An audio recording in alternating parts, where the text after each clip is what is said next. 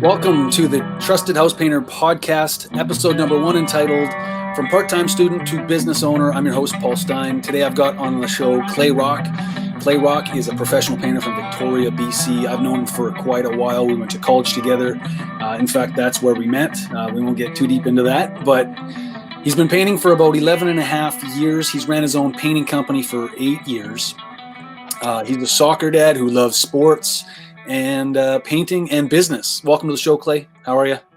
I'm good. Thanks for having me. I'm excited to be here. Nice. Excellent. It's kind of strange doing these kind of online interviews all the time, but I guess it's the new normal. Yep. I'm growing accustomed to it. So it is what it is. So this episode is called, it's entitled From Part-Time Student to Business Owner. And so basically give a real brief summary of where you are right now. You say you're a painting business owner. You've been painting for about 8 years here in Victoria, but it didn't start that way, did it? No. Started out like most people in painting. Just randomly bumped into a guy that I went to school with and started painting in the summers and went through college. That's where I met you. I'd seen you at college with Paint on Your Hands. And once I got out, I knew that we worked well in projects at school, so contacted you, said you should hire me full time. Started bugging you until you hired me, and then worked with you guys for 3.5 years about that, and really started to learn about the different aspects of being a true like professional painter instead of just sort of slapping paint on the wall. Built my way up, got really good experience with you guys, really good training. Started training all of the new guys that were coming in and running my own projects, and then just basically told it's not possible to make any more money in this organization. So I eventually left, did a couple things and really enjoyed painting, and then ended up starting my own company. And now I've been doing that for 8 years, and yeah, there we are now. Cool. So what was the purpose? Was it purely financial that you wanted to start your own company, or was there other kind of aspirations that you had? I enjoyed business. We were in business school together, of course. Yeah. And then for me, there was other businesses that I'd started with other people and other projects that I was working on after I left my full-time job. And then I was doing some painting in my spare time to help people out. And just people kept calling me, so it was almost more out of necessity to start a painting company. And also I was doing an events company at the time, so the busy season for the painting is the slow season for events. So my business partners wanted to take some time off, so I just sort of launched the company, created a name, set up all my business accounts with the government, and decided to just push through the summer and focus on that. And from there just kept going and kept going. Once I put my name out there, put the phone number out there, the phone kept ringing. So just as a necessity of helping people and answering the phone, I needed a company in order to do it. So what would you say is or was the biggest challenge that you had starting your company right out of the gate? Oh, I had no sales experience whatsoever. No sales experience, no quoting experience. Didn't even know how much to charge. I was able to identify the problems on a project and solve them, but I didn't know how long it should take to get the production done. And I didn't know how to associate a number to that to put in front of the client. I was always able to. You went to business school, but they didn't teach you that necessarily about painting. Yeah, well, business school was more theory than anything, and it doesn't show, it shows you how to work the back end numbers, but how do you put a number together so that you have a number at the very top, which is, this is my revenue. So I didn't know how much I need to charge at the top so that after things happened, that there was actually money at the bottom. So for a long time, it was really just working for a wage. And funny enough, how I started my pricing was I made a list of everything, all of my expenses just to live for a month. And then I assumed that I would only work part-time. So I said, if I only work part-time, I need to make this much money. And if that's 2 weeks, then that's this much per hour.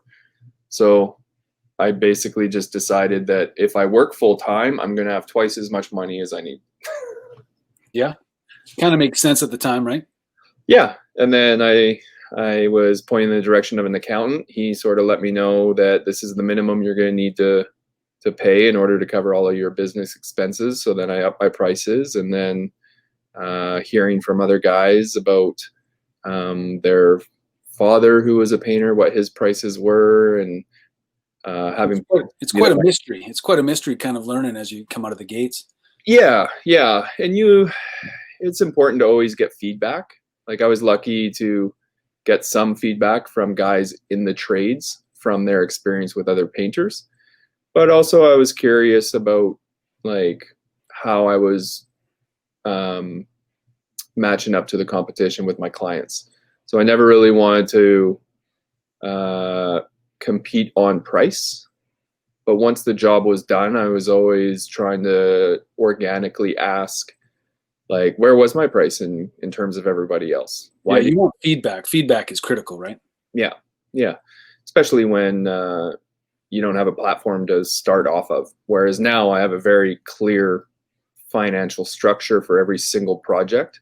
Yeah. And one of the best things that happened as a result of me starting with no experience is I ran the numbers on all of my projects afterwards to find out whether my numbers were accurate going in as well. So I guess that leads to the basically the meat of this podcast, and that is, what would you say is like one or two of the biggest areas of improvement that painters or yourself had to focus on in order to improve, to grow?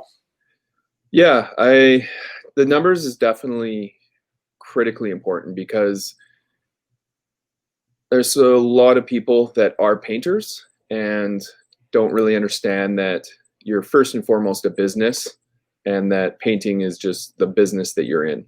So if you have this mindset that you are a painter, well, you're going to be limited in some sort of capacity of your business.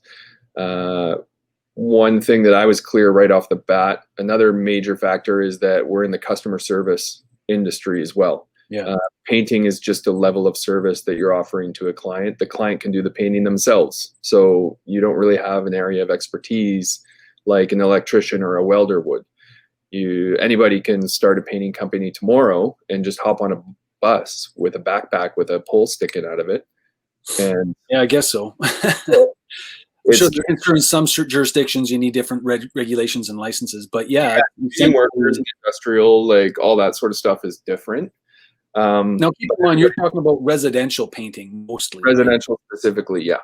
Residential. That's where I've built my business, is in residential. I do a little bit of new construction, but it's basically just to keep guys busy. And I understand that the numbers aren't really there, so you can earn a wage in new construction, but unless you've got a crew of 50 and you're doing massive developments or entire condo buildings, the numbers aren't really there for like a one-off house here, a one-off house there.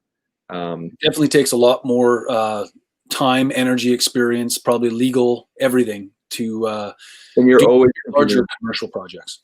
Yeah, and you're always competing on price. So when you're competing on price, then the only person that's going to win is the guy who's got the cheapest price, and the guy who's doing it for the cheapest price is probably going to lose out. It's win versus lose, right? Whereas in residential, you can always get a cheaper price, but often the homeowner wants to get value, wants to get quality, and they understand that at half of the price of a pro, for someone to do it who's just knocked on a door and said, I can beat their price. Well, they understand that they're going to be getting a McDonald's hamburger instead of a Yeah. staying from the keg. Right? That's true. Yeah. Like, and there is that value in every industry, whether that be, the painting industry, the food industry. And I don't know if there's anything wrong with competitive pricing and people that, bid under. I do believe that, the true market should reflect what people want to pay and the value. Obviously, the product that you give is the value that you apply to it, and equal to that is the amount that you're charging. I guarantee that some of the learning lessons that you've made in life have been from underpricing and learning from that. So you pay for your education no matter how you look at it, right? Yeah, yeah, and I'm in the middle of a project right now where now that we've started, I'm looking at my numbers, going, "What was I thinking? This should have been another 20% on top of these numbers in order to make this actually work." So you win some, you lose some. But if you lose a lot, well, then go back to working for somebody else. You shouldn't be in business for yourself. Yeah, it is true. I know I've bid on projects in the past that were in the the $30,000 to $40,000 range, and I didn't get the job. And I asked the HOA or Strata Council why, or if they could give me any feedback, and they said I was off by $700. They were really quite surprised that all the quotes were like within $1,000, and I was off by 700, and that was one of the major reasons. So, you say you could bump it up by 20%, but does that always mean you get the job? So there's so many factors in pricing a job that you got to learn. So what would you say is one of your biggest mistakes you've made from start to scratch, whether it be in production, whether it be in finances, whether it be in operations? What was one of the biggest mistakes you've learned from?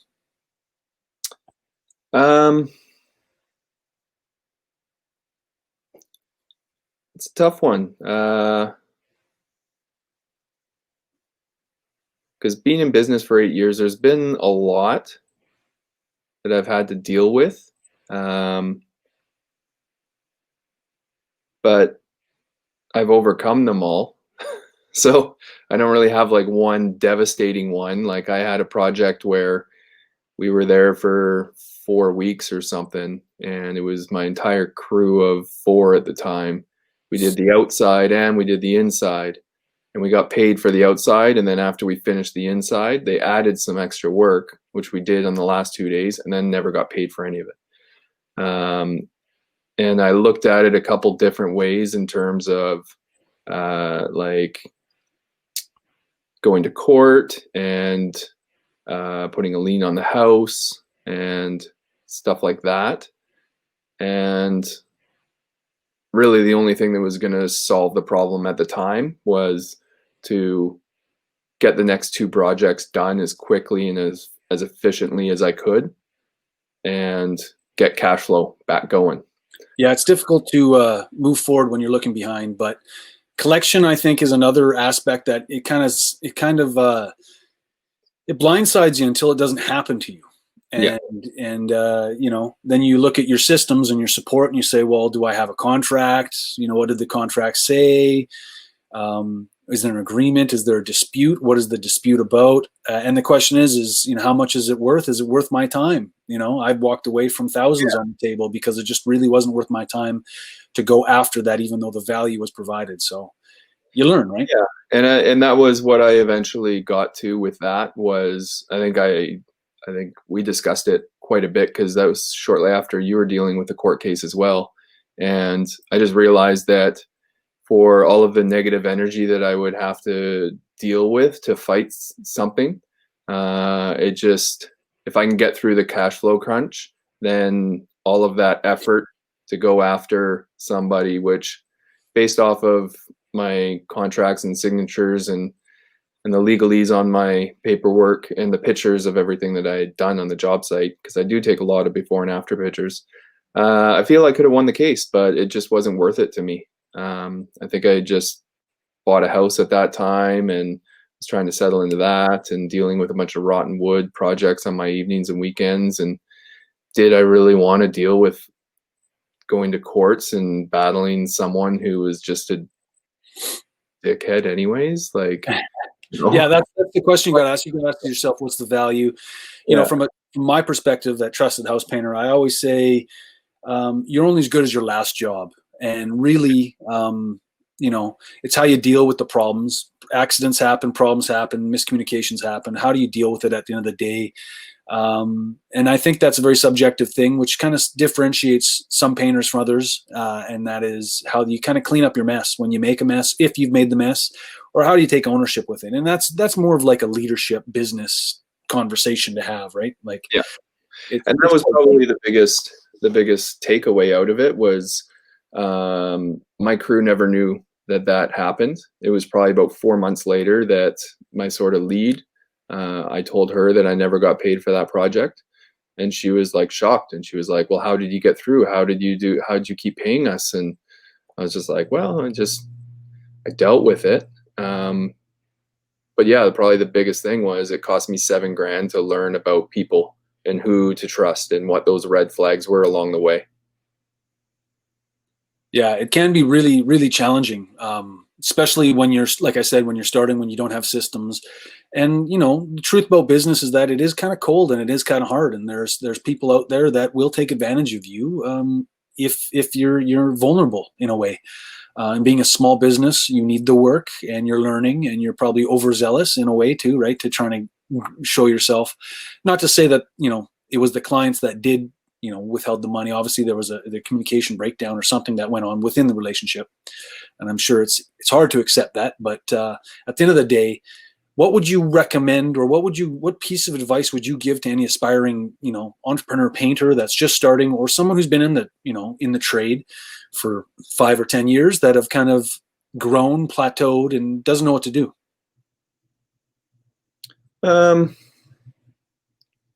I think it really comes down to if you're talking about plateauing, it all comes down to people and people skills.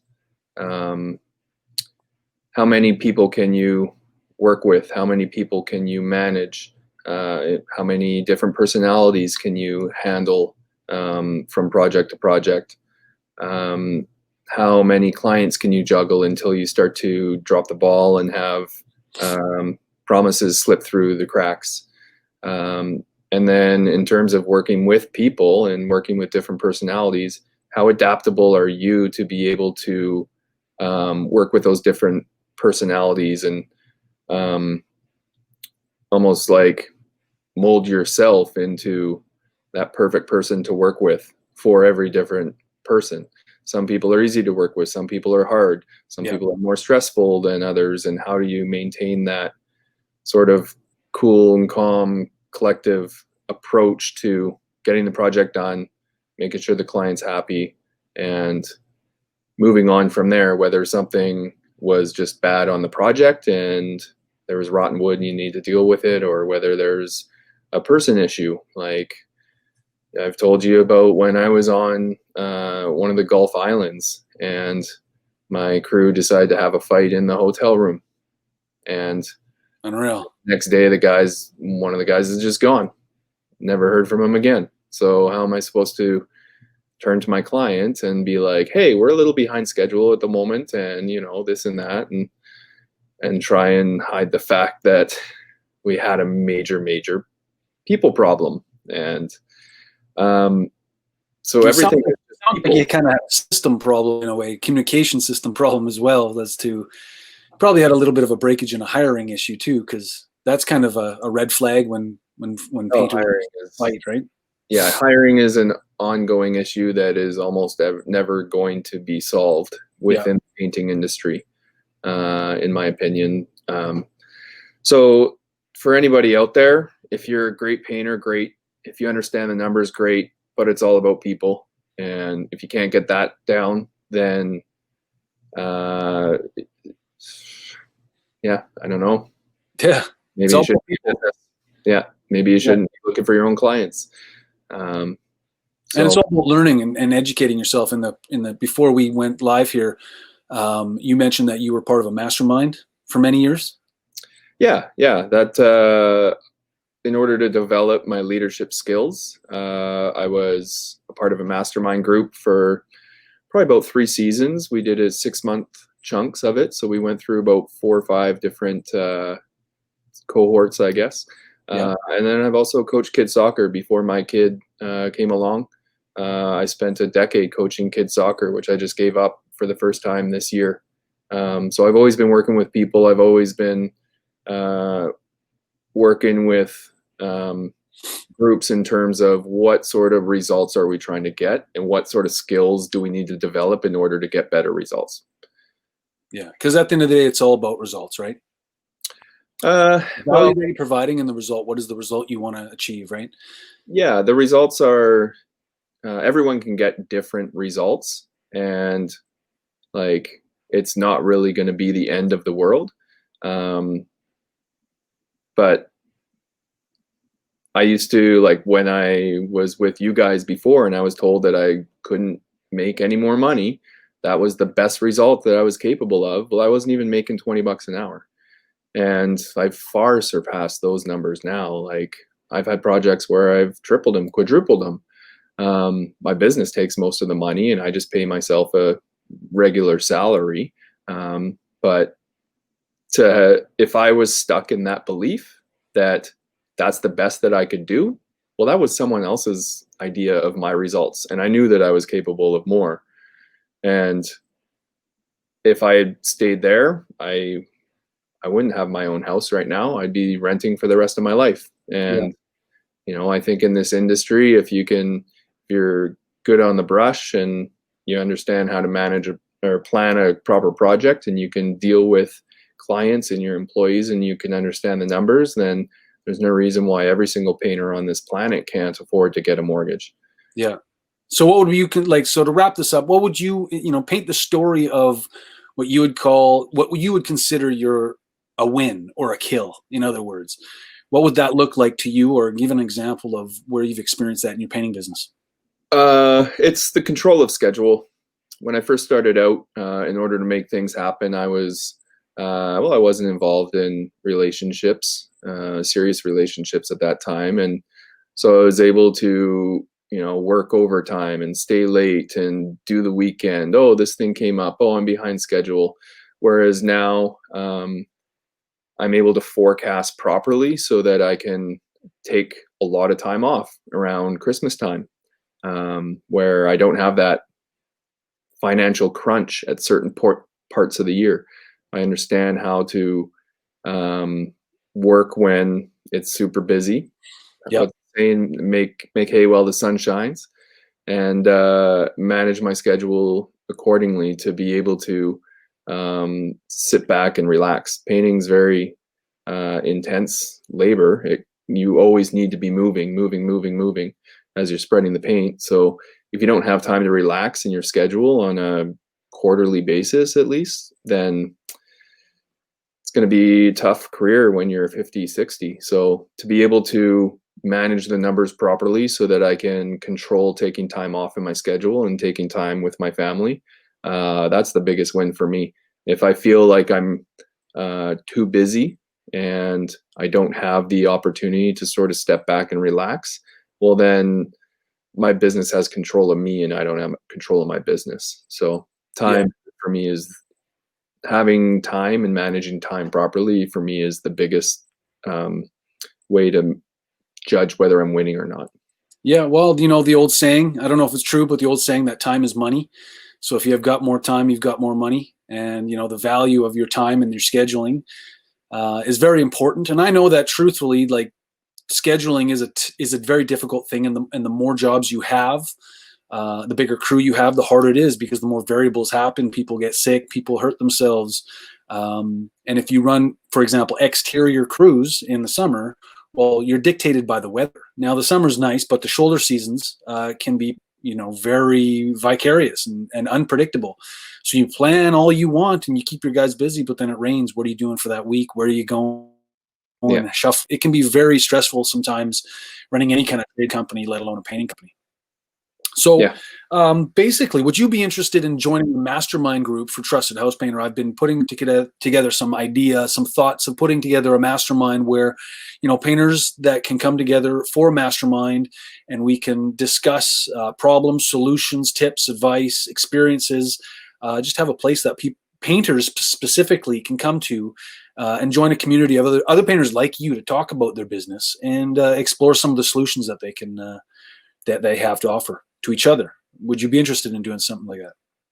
Yeah, definitely. I could look through my notes of the mastermind groups I was in the past and Yeah. see what sort of structures we have there that we can work with. And yeah, I sort of reached a point in my career where I can't do everything for everybody, and I see a lot of guys that they got 25 years experience and they're looking for work, and just the things that I've learned and the things that I've been able to apply to my business and the skill sets I've been able to develop. I want to help other painters do that so they can double their wages in the next 5 years and take more control over their time, their life, and yeah, and Yeah, be well, things are going to change over the next 5-10 years. I can guarantee you that. You can smell it in the air. It's the economy, politics, everything is changing. So that's what Trusted House Painter really wants to do, is kind of create a platform, a place that professional painters like yourself can come and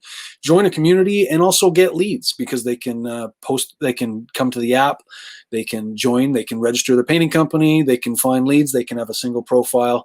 And they can explore what I believe the new normal will be with this online kind of world in relation to painting as well. So I look forward to joining you, Clay. Thanks for coming on the show. And we'll definitely have you on the show again, talking about, the million other aspects of painting regarding, leadership, accounting, finances, production. You have a ton of production tips. You're constantly on the brush, so you're always making videos too. So if you're watching this video and you're interested, Clay, where can people find more information about you and more about how you help other painting companies do with consulting? Well, I've got my painting company. I don't even know what my website looks like because I haven't touched it in 4 or 5 years. But boom, there's my own personal website, which I've had for a decade or so, which more talks about the work that I've done in my spare time. As I've been growing my business, I've been able to do some projects, evenings and weekends, consulting for other companies, coaching for people, coaching for businesses, a little bit of public speaking. And yeah, it's just why I got into coaching soccer, and to go through a personal development path that I've done in large part in helped by you, where you've showed me how to sort of pursue my own personal development. I've been turning around and helping other people with those aspects of their own personal life as well. So if anyone out there is in the painting world and they feel stuck, they feel stagnant, go to my website, reach out to me, and keep an eye on Trusted House Painter here, because it's been really, really cool to see how the idea has transformed. And now that it's launched and ready to go, and some of the projects that I want to work with you on over the next little while to help other painters out there, I'm really excited. It's going to be a fantastic platform to come and allow people to sort of take that next step for themselves and for their businesses. Cool. Well, thanks, Clay. And if you're watching this podcast right now or listening to it, you can go to trustedhousepainter.com.